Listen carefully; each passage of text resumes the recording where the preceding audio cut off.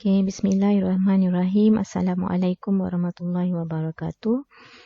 Okay, jadi cikgu akan sambung tajuk kuliah kita, pembahagian sel untuk jenis pembahagian sel yang kedua iaitu meiosis.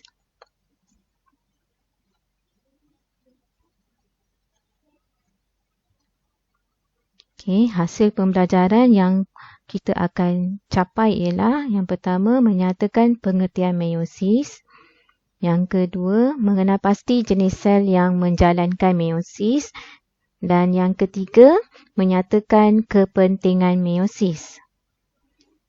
Okey, apakah yang dimaksudkan dengan meiosis?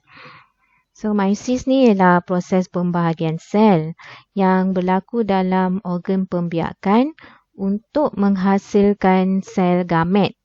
Dan sel gamet ni mempunyai bilangan kromosom yang separuh dari bilangan kromosom sel induknya. Okey, untuk istilah separuh, kita gunakan perkataan haploid. Bilangan kromosom separuh ni kita bersamaan juga dengan perkataan haploid ataupun simbol dia ialah N. Dan untuk bilangan kromosom yang lengkap iaitu sel induknya, sel induk akan mempunyai bilangan kromosom yang lengkap iaitu diploid. So 2N sama maksudlah dengan diploid. Okey, manakala bilangan kromosom separuh N ialah N atau 1N ialah haploid. Jadi proses pembahagian sel ni daripada sel induk yang diploid tadi akan membentuk sel anak yang haploid.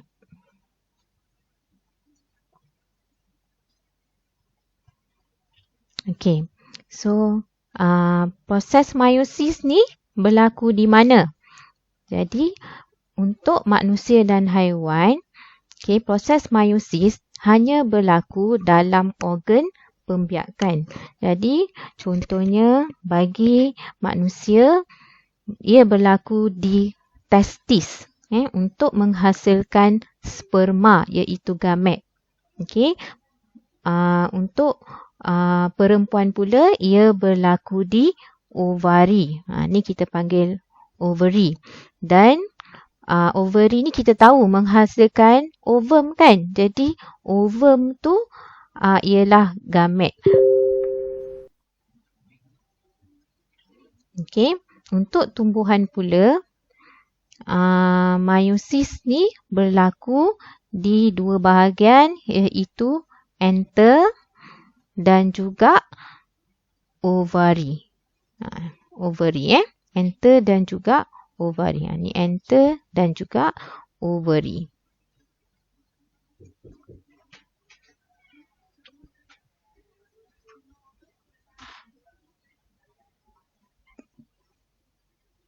Okey. Jadi kalau kita tengok diagram ni, kita kata meiosis ni ialah proses penghasilan gamet. Jadi, bagi manusia, bilangan kromosom bagi setiap sel soma dia ialah 46, iaitu diploid. Ini. Okey, diploid. Itu untuk sel soma. So, sel bagi organ pembiakan, kita consider dia sebagai sel soma. Ovary ialah organ pembiakan. Dan bilangan kromosom dia akan jadi 46. Okey, tapi apabila ovary ni menghasilkan ovum, bilangan kromosom tadi akan berkurang kepada 23. Kerana ovum ni dia terhasil melalui proses meiosis. Sama juga dengan sperm, dia juga akan mempunyai bilangan kromosom 23. Dan ovum dan sperm ni dia akan bersenyawa. So berlaku proses persenyawaan. Fertilization. Allah. Persenyawaan iaitu fertilization.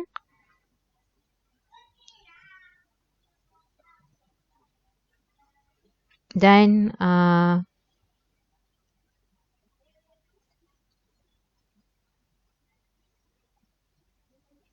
okay, 23 kromosom tadi akan bergabung selepas fertilization menjadi satu sel kali ni yang kembali semula kepada diploid.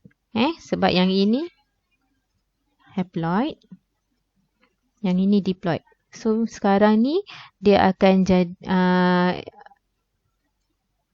kembali kepada 46 semula. Okey, sama balik dengan parents dia. Okey, so tak adalah bilangan kromosom kita ni mengganda daripada 46 menjadi 92 kepada anak dia. Tu tak betul lah. Okey, tapi bila zygote ni nak mengalami pertumbuhan, di situlah berlakunya proses mitosis. Sebab mitosis dia akan hasilkan sel yang sama dengan bilangan kromosom yang sama. Contohnya sel kulit membahagi menjadi sel kulit juga. Dia tak boleh jadi separuh bilangan kromosom tu kerana nanti akan mengubah genetik dia. Okay, so mitosis berlaku untuk pertumbuhan zygote tu menjadi baby dan kanak-kanak kan. Tu semua melibatkan proses mitosis. Okey. So maksudnya sekarang ni yang cikgu nak tekankan ialah meiosis hanya menghasilkan sel gamet dalam badan kita, dan gamet ni dia akan menerima bilangan kromosom yang separuh sahaja daripada induk, dan istilah yang kita gunakan ialah haploid. Dan simbolnya ialah N.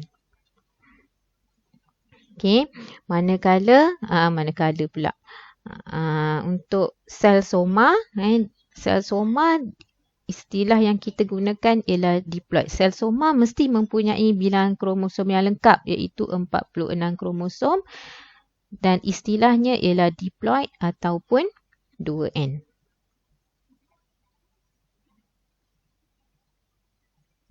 Okey, yang kat bawah ni sama je. Okey, so contohnya dekat sini, kalau kita tengok spesies, setiap spesies ni bilangan kromosom tu tak sama.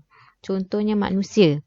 Manusia dekat sel soma dia ialah 46. Sel badan dia, sel rambut dia, kuku semua 46. Tapi kalau gamet,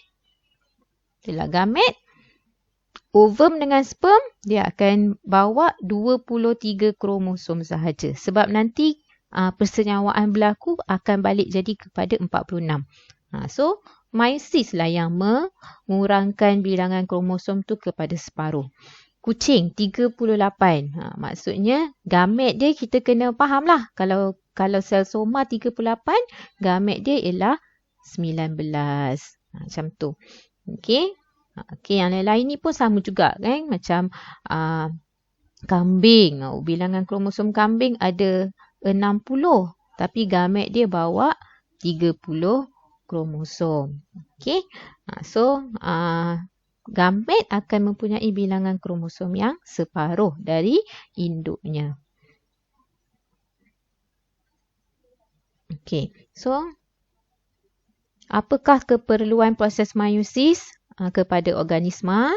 Jadi kita dah tahu tadi, yang pertama untuk menghasilkan gamet, di mana gamet ni terlibat dalam proses penghasilan gamet ni kita panggil gametogenesis.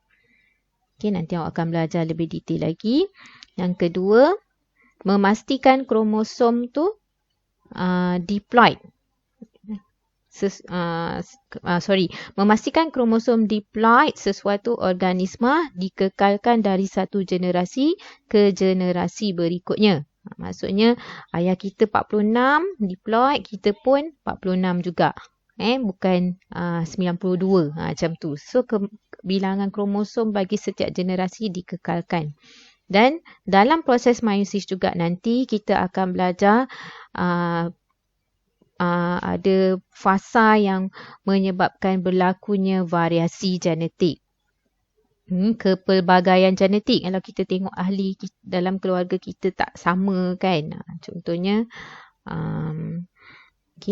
ni gambar family, foto family, di mana walaupun kita adik-beradik datang daripada ibu dan ayah yang sama, tapi wujud kepelbagaian. Ada yang rambut kerinting, ada yang rambutnya lurus. Maksudnya peranan meiosis lah menyebabkan wujudnya variasi di kalangan manusia ni atau organisma. Okay, so kita tengok contoh soalan. Okay, contoh soalan. Yang pertama, jadual 1 menunjukkan bilangan kromosom yang terdapat pada sel hati beberapa jenis haiwan. Okay. Chicken 78, kambing 60, gajah 56. So, sekarang ni bilangan kromosom ni dia sebut pada sel hati. Pada sel hati. So, sel hati ni ialah sel apa? Kita kena baca soalan betul-betul. Sel hati ni ialah jenis sel soma, sel badan. So, sel badan maksudnya sel soma iaitu sel badan. Kalau sel badan, sel soma, konsepnya dia adalah 2N, diploid. Apakah bilangan kromosom bagi sel sperma? So, sel sperma ni ialah gamet. Okay. So, sel sperma haiwan tersebut. Jadi, gamet. Gamet ni konsepnya kita kena tahu dia akan mempunyai bilangan kromosom yang separuh dari induknya, iaitu haploid. Okay, apakah bilangan kromosom bagi sel sperma haiwan-haiwan tersebut? Maka kita kena kurangkanlah untuk ayam ni. Bilangan kalau sel hati dia 78, maka sel gamet dia akan jadi berapa? 39. Okey, kambing 60. 60 bahagi 2 jadi 30. Okey, gajah 56 jadi 28. Sebab kita kena tahu, soalan tanya tentang sel sperma. Sel sperma ialah gamet. Gamet separuh daripada sel soma. So, jawapan dia ialah C. Okey. Contoh yang kedua. Rajah 7 menunjukkan satu sel haiwan sedang mengalami meiosis 1. Berapakah bilangan kromosom dalam gamet haiwan ini? Okay. So, untuk sel yang mengalami meiosis 1. Maksudnya, sel ni belum habis membahagi lagi. Jadi, bilangan kromosom dalam gamet mestilah haploid. So, bilang ini kita consider sel induk yang sedang membahagi. Okey, so berapa bilangan kromosom dalam sel induk sekarang? Walaupun dia tak bagi tahu ini ialah sel apa, tak apa. Tapi kita boleh kira bilangan kromosom dia, iaitu 1, 2, 3, 4. Jadi, sel induk ada 4. Itu 2N sama dengan 4. Jadi, N sama dengan berapa? N sama dengan 2. Sebab gamet separuh daripada induk. Dan yang terakhir sekali, darjah 7 menunjukkan kitaran hidup seekor katak.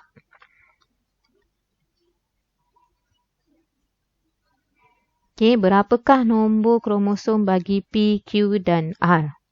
So, nombor kromosom sama maksud dengan bilangan kromosom. Jadi, untuk P, Q dan R, P ni ialah telur, Q tu ialah berudu, R tu ialah katak dewasa. Jadi, telur, kita kena tahu telur ni ialah gamet. So, gamet mesti haploid. Kemudian berudu. Berudu ni dah jadi satu organisma dah. Maksudnya, sel soma lah. Sel soma dia akan mempunyai bilangan yang diploid.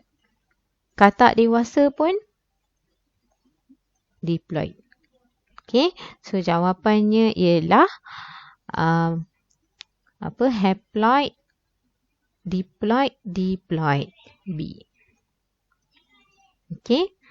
So itu saja untuk pengenalan kepada proses meiosis, dan kita akan sambung untuk bahagian yang seterusnya, iaitu tentang peringkat-peringkat dalam proses meiosis.